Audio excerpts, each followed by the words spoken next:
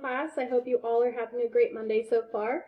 I just wanted to record this video so that those of you that weren't able to make it to our Zoom meeting this morning would be able to see some of the information I went over. So starting tomorrow, we're going to start doing some more Zooms, maybe daily, almost daily, so we can go over some number talks, read alouds, word problems of the day, and I can answer any questions that you may have regarding any of our work that we've been working on.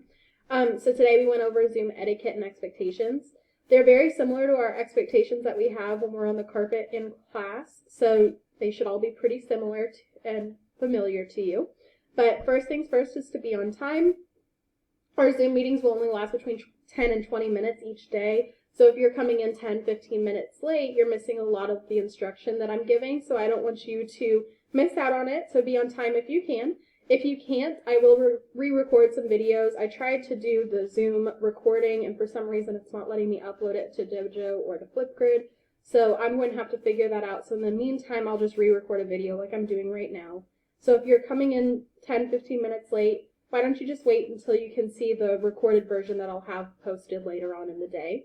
Then the next item is to make sure we are present. So just like we're on the carpet, we have to give our attention to the speaker. We're being kind to one another by giving our full attention and not having any distractions. So distractions can mean TV, reading a book, playing a video game, having your dogs or little sisters and brothers running around and just distracting you overall. So try to be present and free of those distractions. Find a spot where you can focus. And it says here, don't eat, drink, or chew gum. However, I'm not going to hold you to that. If you want to finish up your breakfast or if you want to drink some water, I'm not going to expect you not to. You're at home, so enjoy that freedom. Just make sure it's not distracting. So try to chew with your mouth closed. Don't smack your food in the camera for everybody to hear. Just be respectful of everybody else who's in the Zoom meeting. Third is to be kind and courteous, so you are able to speak and you are able to type through Zoom using the chat room. Be kind and use kind words and nice words when you're speaking and when you're writing. Next, dress appropriately, so just dress the same way you would when you are at school. And then finally, use your video but stay muted. I have the ability to unmute you, so when it's your turn to speak, I will uncheck your muted box and you will be able to speak.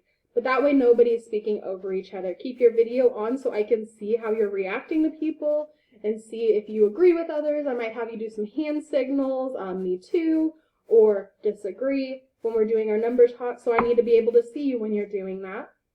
Use your eyes to track the person who's speaking always. Make sure you're looking at their video so you're, again, giving your full attention. And you can either raise your hand or click the raise hand button if you want to speak, and that's how you wait for your turn to speak. I will see that and I will unmute you when it's your turn to speak. But we're only going to do one person talking at a time. So please make sure you're following all of these expectations when we're doing our Zoom meetings so that we can have a very smooth Zoom lesson. I can't wait to see all of you throughout the week on our Zoom meetings, and if I don't see you, then you can just leave a message to me on Flipgrid. I would love to be able just to see your face and hear your voice because I miss you all so much. And I hope you all have a great rest of your Monday. If you have any questions, feel free to reach out to me. Bye!